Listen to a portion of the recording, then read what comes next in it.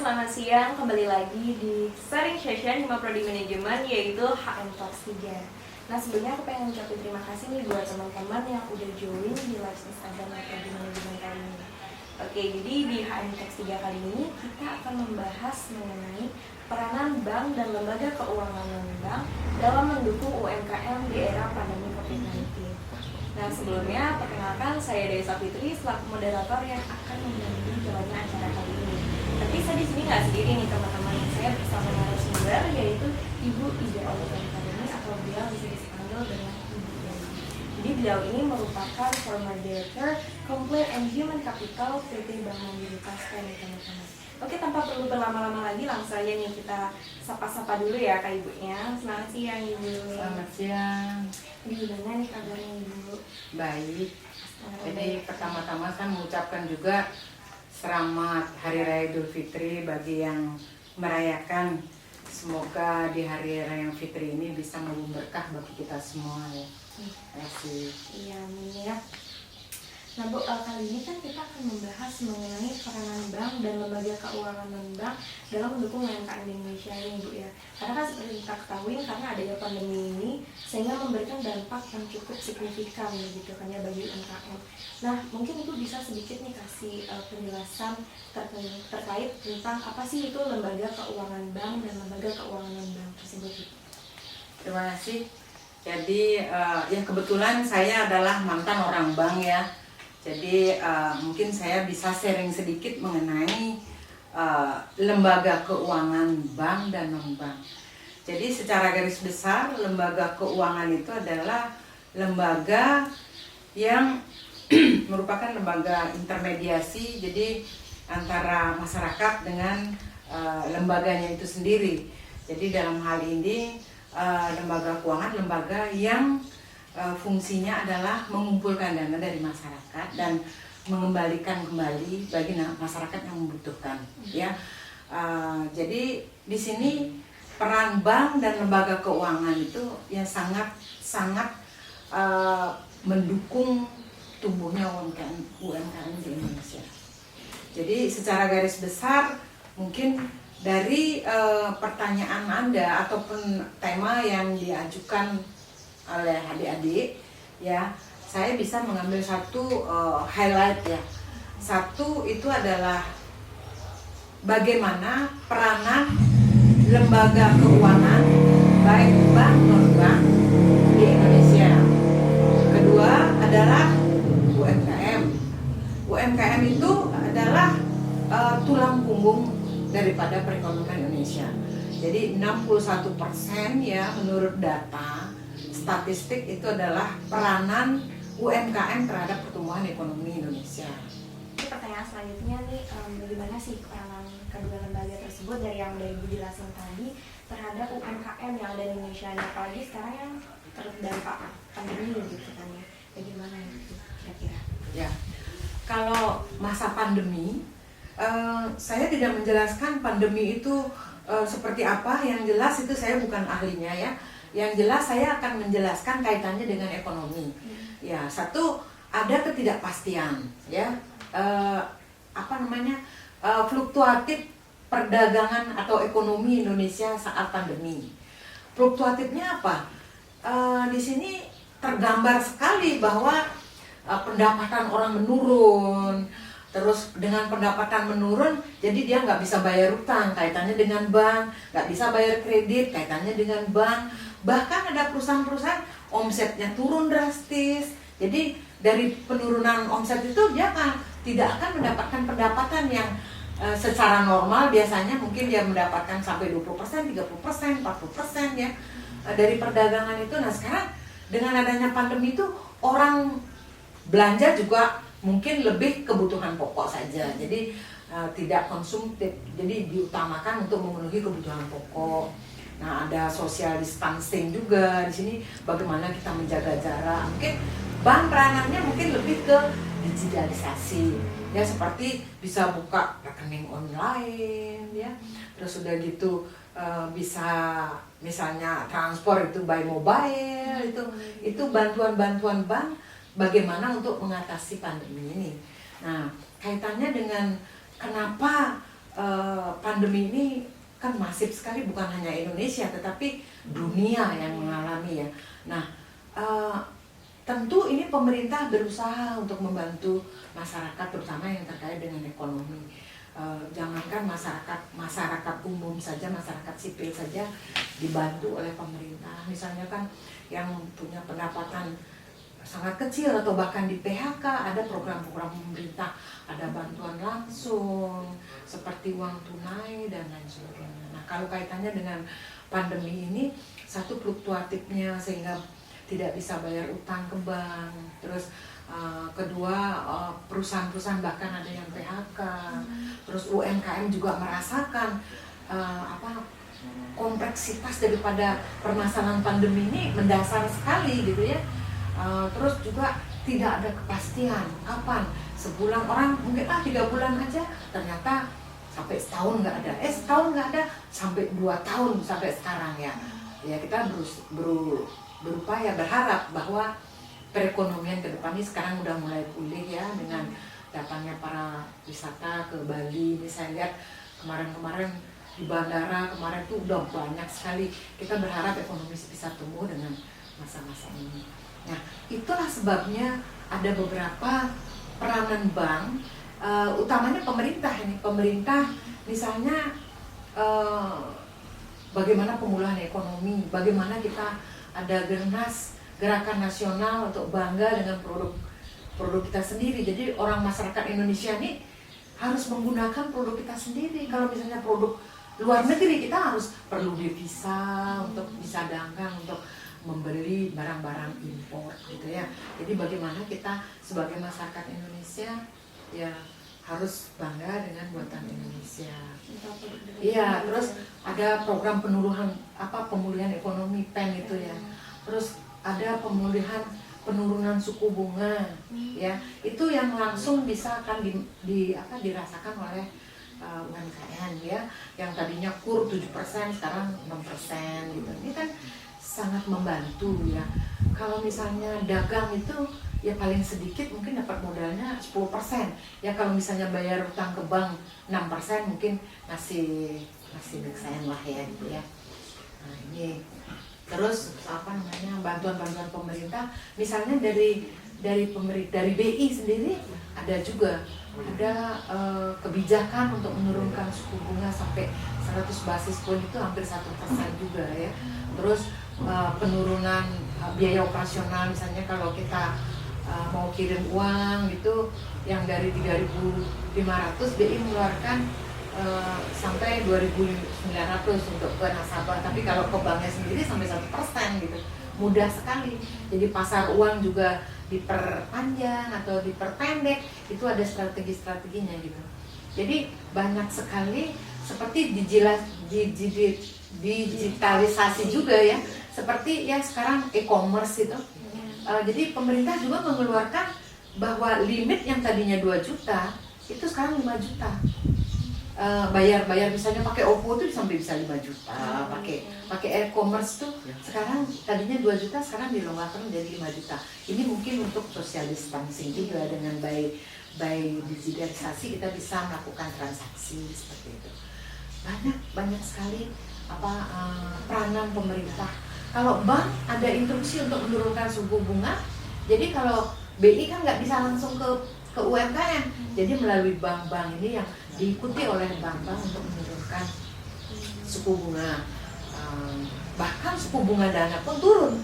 Jadi bagaimana untuk memudahkan kredit, kalau yang namanya cost of fund itu tinggi, ya kredit juga nanti bakalan tinggi. Jadi bagaimana kalau dana masyarakat yang diserap itu ada penurunan bunga, orang bakal mungkin lebih baik aku berusaha daripada menempatkan di bank, bunganya kecil sekali gitu. Jadi inilah polisi-polisi pemerintah bagaimana untuk membantu UMKM meningkatkan. Bahkan ada juga syarat-syarat UMKM dipermudah, misalnya hanya ada keterangan dari desa bisa melakukan transaksi atau mengajukan apply ke bank untuk kredit gitu ya. Banyak sekali kemudahan-kemudahan yang diberikan kepada UMKM, karena UMKM itu adalah tulang punggung perekonomian Indonesia, bahkan menduduki 61. Dan penyerapan tenaga kerja itu mungkin saya baca di 2021-2020 itu sampai 97% penyerapan tenaga kerjanya dari usaha. Ya, UMKM itu juga ada batasannya. Yang ketentuan terbaru nomor 7 tahun 2022 itu kan 2001 kayaknya. Itu ada ketentuan bahwa UMKM yang punya modal sampai 1 miliar di luar tanah dan bangunan itu termasuk yang mikro. Yang kecil itu modalnya 1 sampai 5 miliar ya, dengan omset sampai dengan 10 miliar. Kalau yang menengah, kecil, menengah itu dari modal yang 5 miliar sampai 15 miliar itu dengan omset sampai dari 50 miliar itu yang diutamakan yang masyarakat muda yang usaha yang namanya UMKM itu tentunya usaha produktif ya, usaha produktif itu seperti apa, ada penjelasannya di usaha produktif yang usaha bisa menambah nilai ini terhadap barang yang dijual ya, nilai tambah terhadap barang yang dijual seperti itu ya. Terima kasih Ibu atas jawabannya. Mungkin dari beberapa jawaban yang telah Ibu sampaikan, mungkin Ibu bisa ngasih tips-tips nih buat kita semua gitu kan ya, gimana sih cara mengatur keuangan, apalagi kan di masa pandemi ini benar-benar UMKM itu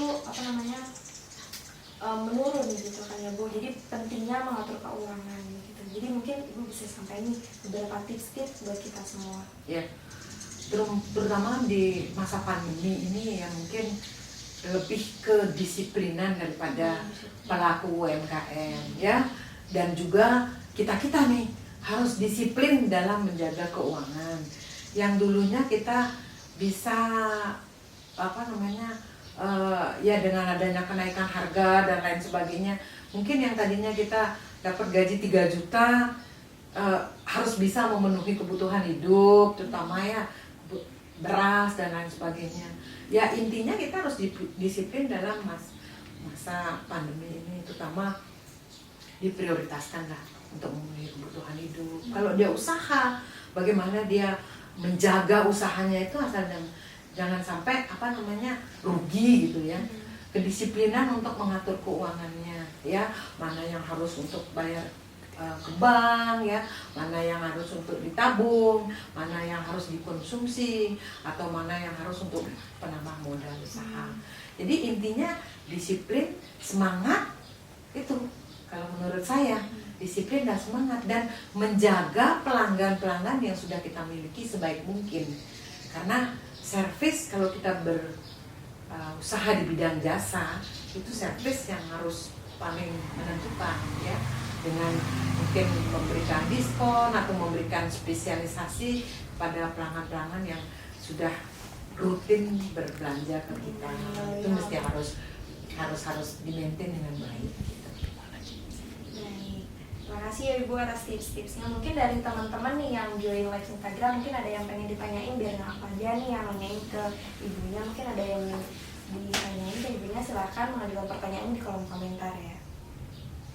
Ayo yang muda-muda harus semangat bagaimana mengisi masa muda ini biar lebih produktif. Jadi ya kalau saya sih bagaimana kita berusaha. Kalau yang namanya jadi pegawai negeri, jadi pengusaha, itu kan kita sudah tahu kalau pegawai negeri itu ada patokan gaji ya. Kalau kita jadi pengusaha, asalkan kita semangat ya, tentunya ya mungkin kalau kita semangat ya, punya passion untuk itu, harusnya mungkin ngambil ke jalan wirausaha gitu ya.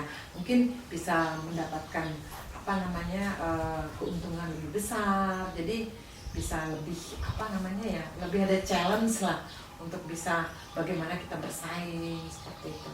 Jadi saya harapkan anak-anak muda zaman sekarang itu mesti semangat ya, disiplin, mengatur waktu ya. Jadi mungkin boleh happy tapi mungkin porsi happy-nya itu ya seberapa, harus balance lah ya.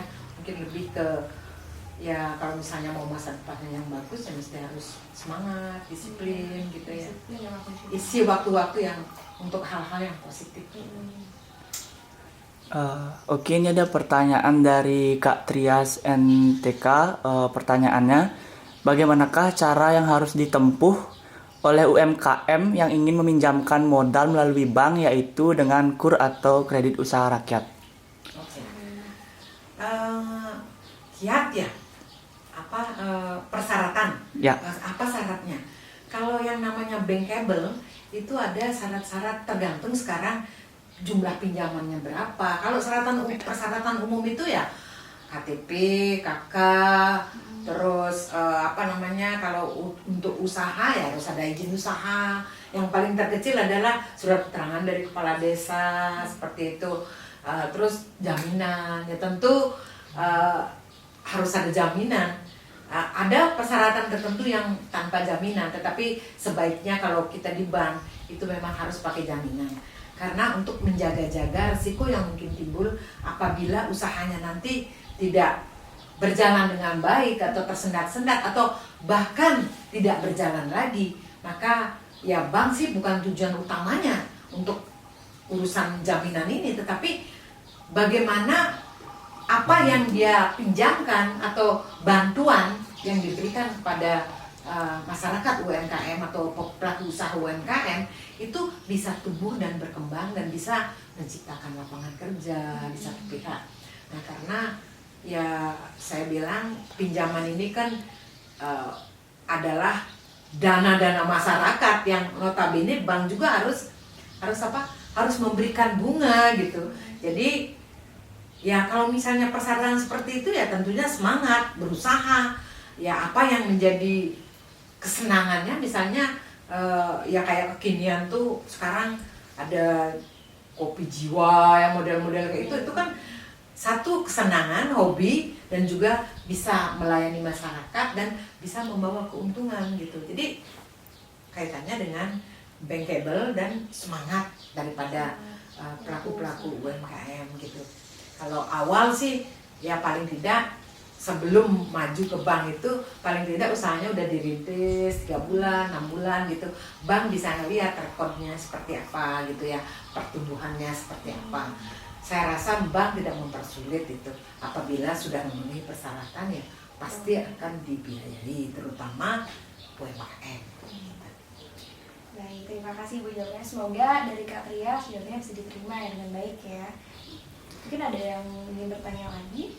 Oke, di sini ada satu lagi pertanyaan dari Kak Pramestiwe. Pertanyaannya, bisa dijelaskan mengapa sebuah bank umum sentral itu sangat berpengaruh pada perekonomian? Bagaimana tuh? Oh ya, kalau bank sentral itu kan pemegang policy yang kaitannya dengan negara gitu ya. Bank sentral itu kan ya dia melakukan pengawasan, bagaimana pertumbuhan ekonomi, bagaimana dia menjalankan policy, apabila ada uang beredar relatif banyak, jadi nanti untuk menjaga inflasi dia akan melakukan penarikan ya dengan policy-policynya lah. Kenapa sangat berpengaruh? Ya iyalah karena bank sentral itu pegang kendali ya yang memonitor inflasi, menjaga kestabilan nilai uang, menjaga kestabilan nilai rupiah terhadap valuta asing. Jadi yang ini yang harus diikuti oleh seluruh bank. Nah, seluruh bank ini kan pelaku UMKM pasti kalau minjemnya pasti ke bank. Nah, kalau misalnya dia minjem di bank tentu akan terkait juga dengan policy bank sentral secara umum. Jadi peranan Bank Indonesia itu yang akan mengendalikan apakah naikin suku bunga atau menurunkan suku bunga. Gitu. Apakah harus mengedarkan uang atau menarik uang dari masyarakat asal jangan sampai inflasi. Nah itu sangat berpengaruh terhadap ekonomi secara global. Global dalam hal ini adalah nasional. Gitu. Itu kenapa bank sentral gitu. Baik, semoga pertanyaannya dari Kak Pramesti dapat diterima ya. Jadi mungkin apakah ada yang nanya lagi? Oke, ini ada pertanyaan terakhir dari Kak Ayu Cahyanti. Pertanyaannya, apakah yang bisa terjadi jika di dalam suatu negara itu tidak memiliki bank sentralnya sendiri? Ya, tentu secara umum seluruh negara itu nggak ada yang nggak punya bank sentral. Iya, pasti punya. Ya kalau nggak punya bank sentral, ya mungkin perekonomian di suatu negara itu jadi barbar gitu ya kan. Jadi nggak ada yang ngatur gitu. Jadi peranan bank sentral ini penting banget gitu ya. Jadi itu pengaruhnya besar sekali terhadap perekonomian satu negara gitu. Jadi nggak mungkin lah suatu negara tuh nggak punya bank sentral, nggak mungkin gitu. Nah, berarti Ya. nggak mungkin ya katanya nanti. Jadi semua negara tuh pasti punya bank sentral. Pasti punya bank sentral. Baik. Jadi karena udah semuanya nih pertanyaan dari dijawab, jadi kita akan mengakhiri live kali ini. Tapi sebelumnya saya ingin mengucapkan terima kasih nih buat Ibu yang udah mau meluangkan waktunya untuk berbincang-bincang terkait peranan bank dan juga lembaga keuangan bank pada UMKM gitu kan ya. Terus juga saya izin untuk menyampaikan sedikit kesimpulan dari pembahasan kita pada kali ini, yaitu peranan bank dan juga lembaga keuangan bank tuh memiliki peranan penting gitu kan bagi UMKM, di mana bank ini bisa memberikan pinjaman gitu juga kepada UMKM, seperti juga menurunkan modal suku bunga begitu kan ya. Dan juga ibunya juga memberikan sedikit tips-tips bagi kita semua untuk mengatur keuangan, yaitu kuncinya adalah disiplin. Baik, itu aja sih live kita kali ini. Dan juga aku ingin mengucapkan terima kasih buat seluruh internal Hima Prodi Manajemen yang udah berkontribusi untuk HM Talks 3 kali ini, dan juga seluruh penonton HM Talks 3 kali ini. Sekian dari saya mengucapkan terima kasih. Terima kasih.